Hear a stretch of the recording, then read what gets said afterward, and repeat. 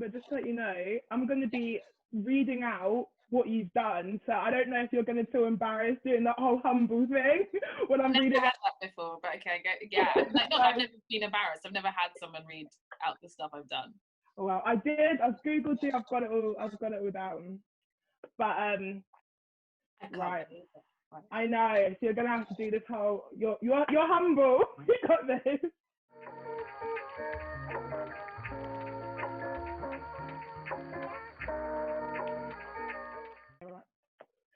Hi guys, I'm Naila, and we're going to introduce the guest that is just next to me in a minute, but I'm going to tell you about this brand new show called NYT and Me. It's a brand new series, did I mention it was new before?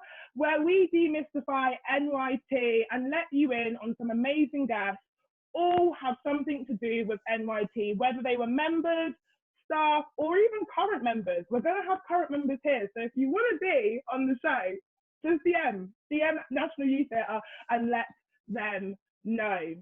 Of course, we're online right now because there is a pandemic going on, people. We cannot be in public. Well, we can be in public, but 2 meters apart, and that's a bit awkward to film. So we are doing it from home. I'm at my family home right now, and I'm going to be real with you. I brought the flowers, but they're not usually there, but I wanted to make the background look pretty. If you see me looking to the side, that's because I have all my notes here on my iPad, #not sponsored. And we're going to make sure that I say everything I need to say. Before we get into the episode, I really want to give a quick mention to the Black Lives Matter movement that is going on now and will always go on until there is some change. NYT have publicly put out their support, which I am forever grateful as a Black member and a Black female as well. If you haven't seen, NYT released a statement on their email, and they emailed all their members, specifically targeted at their Black members. If you haven't seen that, please check your inbox or maybe even your spam. Please go and read it. It's got amazing resources and also amazing support. Right, guys, we're about to get into it. You can see her, but do you know what she's done? No? I'm going to tell you. I'm going to tell them. There was so much on the internet about her, I had to write it down. I didn't want to miss anything, okay? I'm going to keep it real. There was too much. It was annoying me. I couldn't even put everything on that. And it's so early on in her career, like, don't ask me to do this in 10 years because we haven't got all day to write what she's done. So she first started off early in her career with a podcast where she interviewed people from diverse backgrounds. Yes, I did my research. And now it's her being interviewed by me, like the tables have turned, people. She was the 6th recipient of the Bryan Forbes Bursary for NYT, and spoiler alert, someone told me that they're about to reopen applications for the Bryan Forbes Bursary. Am I allowed to say that? Am I? Who knows? Keep a lookout for that. She was a former co-director at the Diversity School Initiative, an initiative set up to hold drama schools accountable for their diversity and inclusivity. Whew, just catch my breath there. Without further ado, clicks all round. Mumba Dodwell, people! Thank you so much. How are you? Yeah. That is so funny. Also, I just want to slide in. I got some Offie nominations, but you know. Whatever. I just want to say that because, yeah, I just want to say that. No, you go, sis. Yeah, so that's, yeah. Oh my gosh, that's so weird. I'm so used to researching people all the time. And for my podcast that I did, I used to do what you did all the time so I could get ready. And now it's weird to be on the receiving end of that. I know. I pulled out all the stops. I got you for the first episode. It's only going to go up if that's possible. So where are you right now? Tell the people. So I am in my flat in Brixton, Rep, South London, even though I'm not from South London. Like, this is my home. I have lived here for 3 years in South London, so I love it. Brixton, Clapham area, but really my heart's in Brixton. And I'm in my flat share, and I'm in my room, and that's the thing, like, really weird about being in a flat share is that you can't be like, can I take downstairs and use it as my office for the whole day? You can't do that. So I have a desk in my room that I use. We love the room. I can see the picture creeping in on the corner. Yes, I've got Picasso over there, and I've got Van Gogh over there. I also, yeah, they're just in my room chilling. You know what? I have nothing on my walls, but I did just paint my whole room, which was the worst experience of my life. Oh my God, yeah, it's so long, isn't it? So Always long. better to paint a room when it's empty. It was awful. My room used to be yellow. We're never doing that again. I had a Winnie the Pooh obsession when I was 6, and it followed me till when I was 20. We're not going to talk about it. Right. Should we get into some questions? I know that's what the people want. Okay. Right. Let's start with basics. We're gonna ease you into it. Okay. When did you join NYT? Actually, last year. I wasn't a member. What? I didn't even know this. I wasn't a member. I auditioned, and I wish I could talk to myself about this. So I auditioned in 2015, and I didn't get in. And then I was like, I'm never doing this again. And I should have done it again. Absolutely. I wish so. I did come back in some way, but I wish I did. So anyone who didn't get into NYT, please keep trying. Always keep trying. This is the number one thing. I've had people getting on their 5th, 6th, 7th go. Like, keep going, keep going. So even though your NYT journey started last year, talk us through it. Where did it begin? Where are we at now? What did I do? So last year, it's a bit weird to think about this because now it's 1 year, it's just over 1 year since rep started, technically in May. And so I applied. I had come back from this holiday, and I say this holiday, no, I was on holiday. It was really great. I came back from holiday, and I like spoken to myself because I had just like done some directing stuff, and I had really just started in my career. So I said, okay, apply for as many residencies, as many assistant directors jobs as you can. So I did. I just kept bashing them out. And I applied for NYT, and I got it. And I was like, okay. I was like, all right. And then I had to pitch Great Expectations. And I was like, what? And I had to pitch it in front of Lynette Linton and Anna Nyland and Matt Harrison. And it was really nerve-wracking, but I just am a bit of a geek. So I really went ham on the presentation. Yeah, that's what we're talking about. That's what we're talking about. Yeah, and so then I did that, and then I started rep. And that was like a whirlwind. I mean, to do 3 shows in one go, and to be the assistant on 2 and direct 1, I don't know how my brain kept with that. Did you sleep for the whole period? Did you ever sleep? I did sleep because I love sleep. I am literally, like, there is 2 things: is sleep and food. Like, I need to eat regularly and healthy and sleep, and I'll be fine. As soon as it's off alt kilter, then my eyes start twitching, then I'm stressed, anxiety levels. It's just not great. So yeah, so then I did that, and now, so I did NYT as the Bryan Forbes Assistant Director for 9 months. And I got some really good training, made some great facilitators. Sorry, I don't know why I'm like tripping over my words. It's because I did the self-tape earlier and now I can't speak apart from that. But anyway, so I did the shows, assisted. It was really great, even covered for someone on the West End stage for a brief moment. It was great fun. I feel like I tried all sorts of things. I know. And I also met some really great talented actors, and also created like a network of like people and supports that I could lean on as I develop my career. And so and now I am what happened. So because of rep, I was able to go to Manchester and be an associate director on a show called Rockets and Blue Lights, written by Winston. Name drop. Miranda Cromwell. Name drop, do it. Miranda came to see Great Expectations that I directed as part of rep. And it was really great because the show Rockets and Blue Lights was also had some sort of element of period in it, and that's what Great Expectations is about. And also it's about, so it really crossed over, and that was really great. So now I'm finished with that, and I am at home working like many people, or maybe not. I mean, it's a really weird time. And so I have been employed by NYT as a freelancer to be part of the wait, don't brush over that. Don't brush over it. Well done, clicks all around. So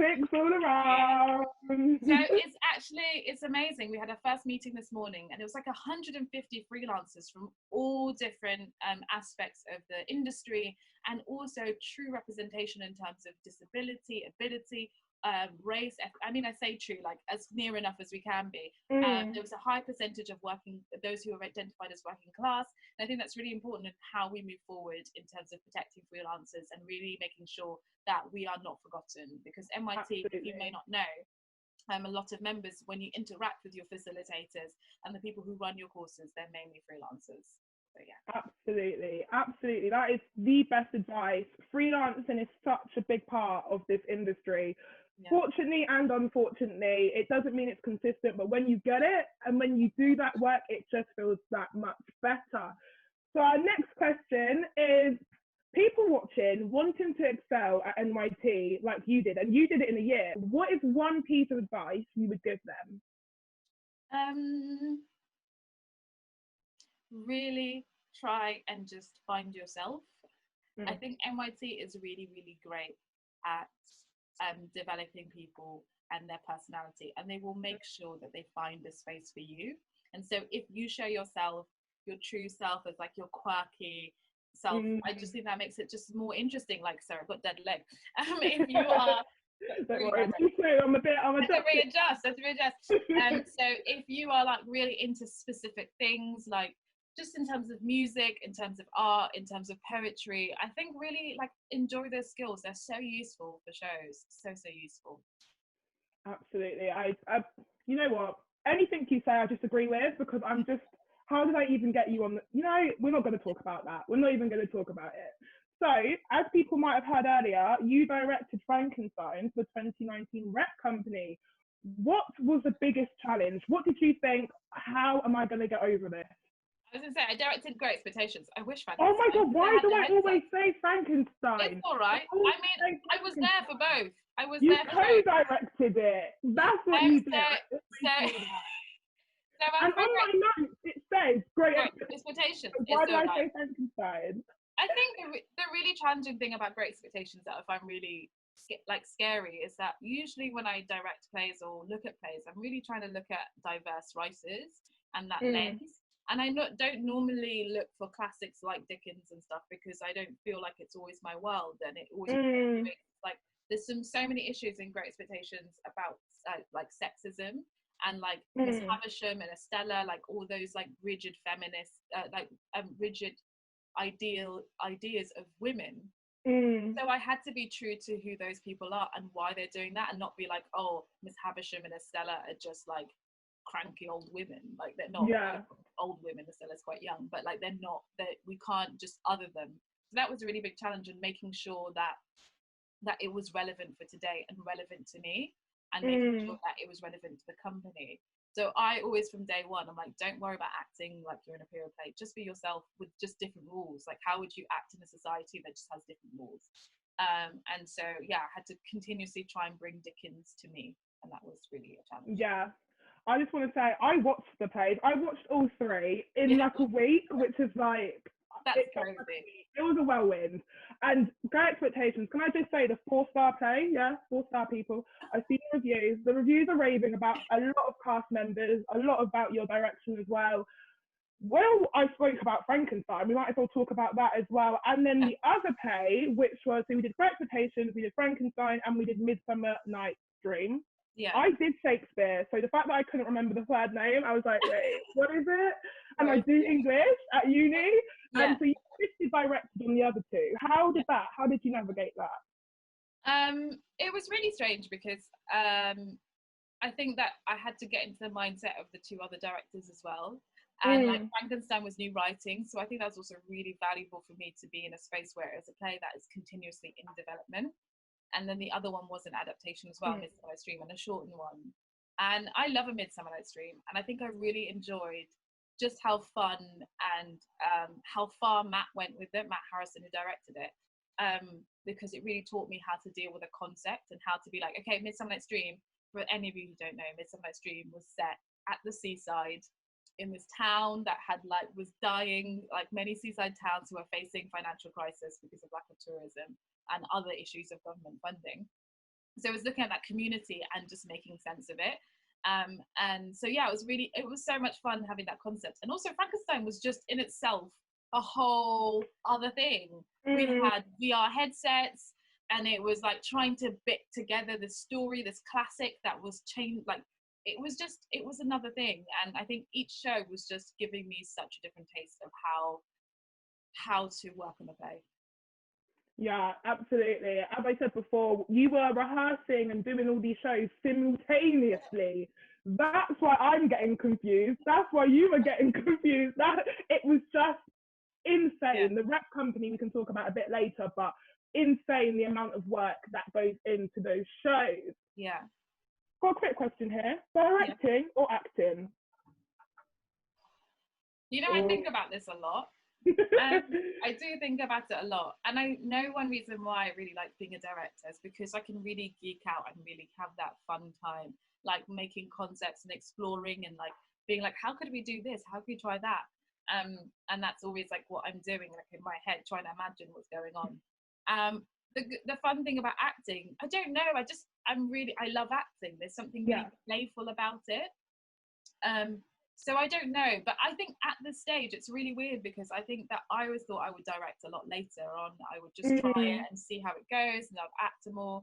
And it seems like directing is the one that's really busy, because I think that as a woman, especially as a Black woman, I have so much more power I'm not gonna lie, power in the room, in the space as a director. You say it. In terms of like how I am. I mean, when I mean power, as in power in my narrative, who I am and my identity.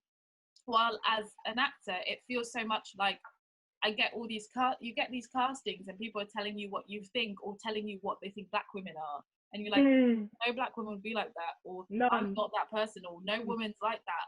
And none of my family. Exactly. And so when you, as a director, you have control of that, and you can be like, actually, this is not the Black women I see, and I'm not gonna hold that, or like and also as a director, you can be like, I want to see more of these characters.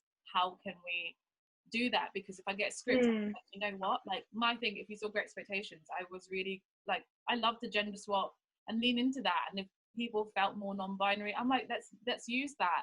Or like the sergeant was a woman in a red coat, in a proper sergeant jacket with a skirt, because I was like, Natalie can play the sergeant really well, and I really like that, but she's a woman, so she's gonna be a woman.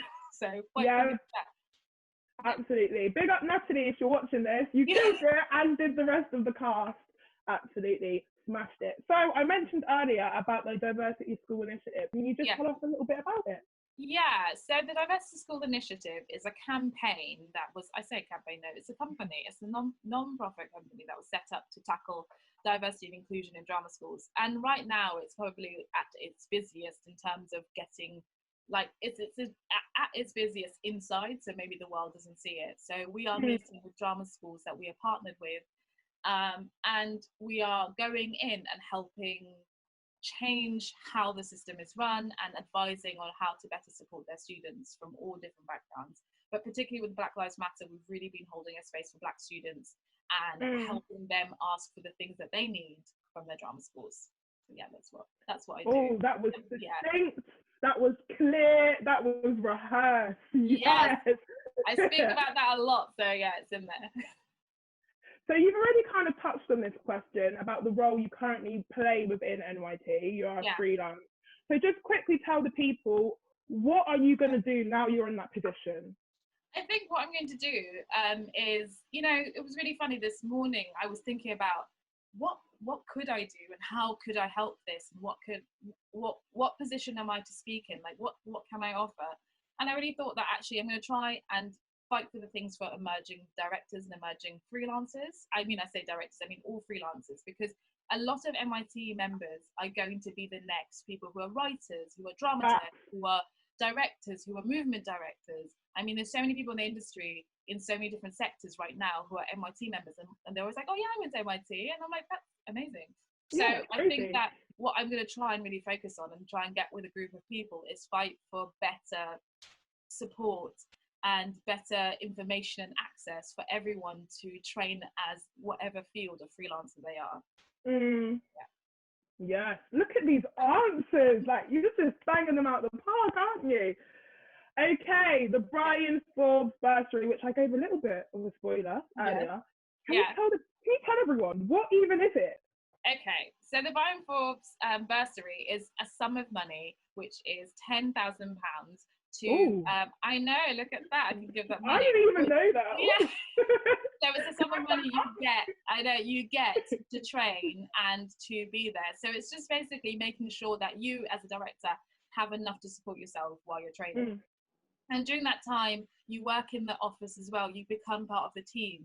And I say become the office, you become the liaison for the rep company, who are 16 actors who are in training.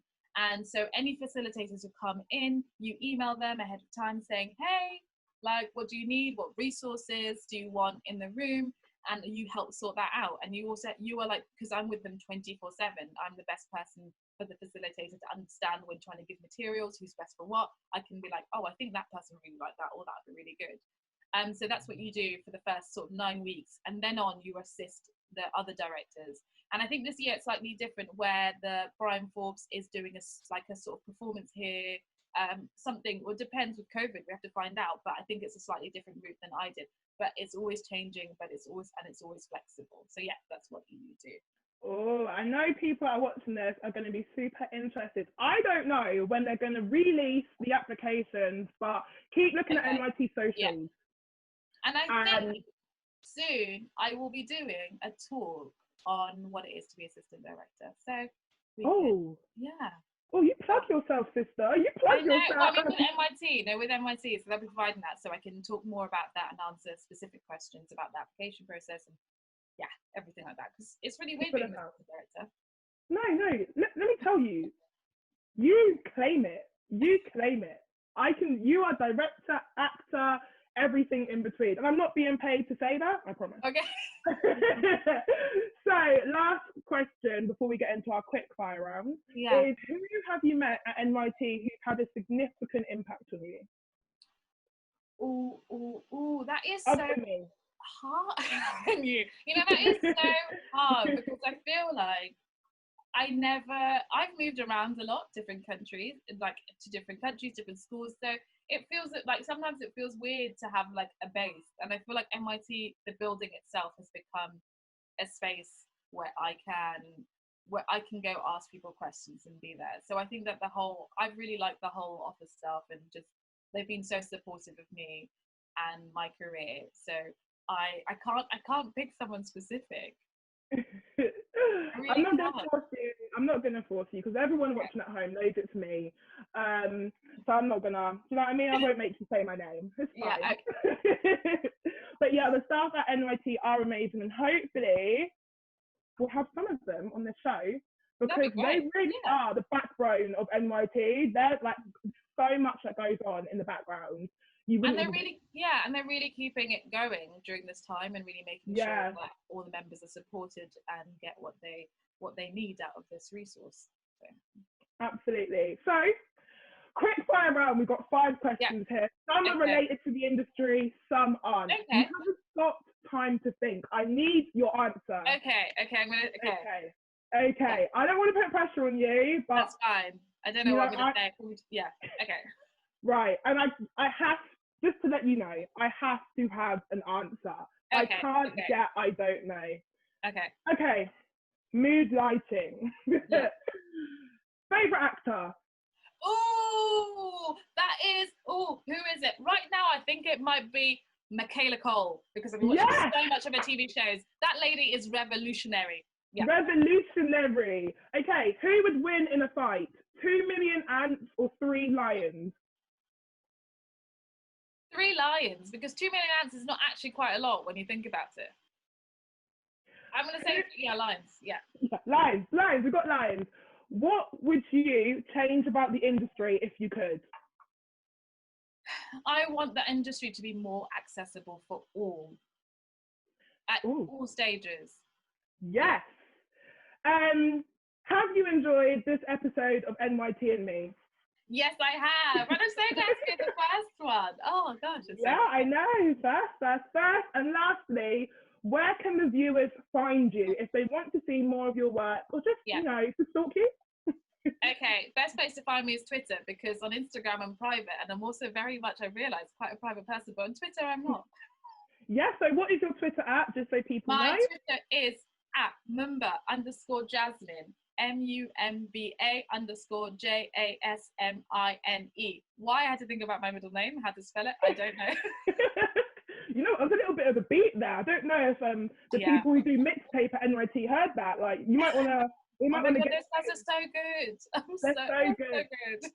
So good. Little plug there for NYT Mixtape. If you haven't watched it, it is on the NYT YouTube page and their Instagram as well. So we get onto my closing speech, right? Oh God, my iPad.